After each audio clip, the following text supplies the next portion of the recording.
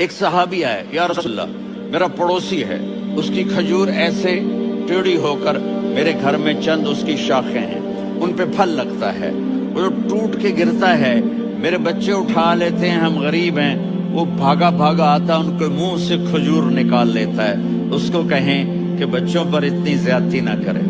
آپ نے اس کو بلایا، وہ منافق تھا، آپ نے اس سے فرمایا بھئی ایک سودا کرتے ہو؟ کہا جی کیا؟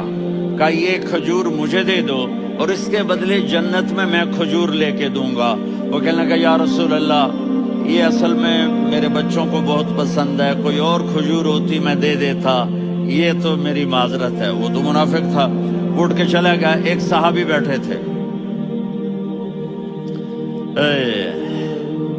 وہ کہنے لگے یا رسول اللہ اگر میں وہ کھجور لے کے دے دوں تو مجھے جنت میں لے دیں گے؟ ان کا نام ہے ابو الدحداح۔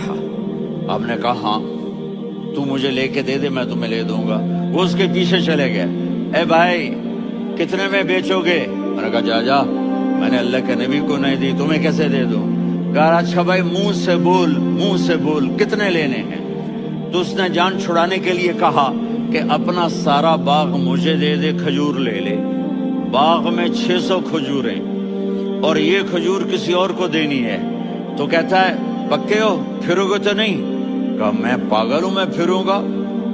مجھے 600 کھجوروں کا باغ مل رہا ہے۔ انہوں نے کہا ڈن، کھجور میری باغ تیرا۔ وہ بھاگے بھاگے آئے، یا رسول اللہ میں نے سودا کر لیا۔ کہا کیسے کیا؟ کہا سارا باغ دے کے کھجور لے لی۔ آپ نے کہا پھر میرا سودا بھی بدل گیا۔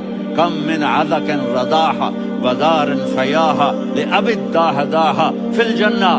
میرے ساتھی میں اپنی آنکھوں سے دیکھ رہا ہوں کہ اللہ نے تیرے لیے جنت میں ایک گھر نہیں محل بنا دیے، سینکڑوں، اور ایک باغ نہیں ہزاروں باغ تیرے لیے تیار کر دیے۔ یہ ہے ایمان کی نشانی، یہ ہے محبت کی نشانی۔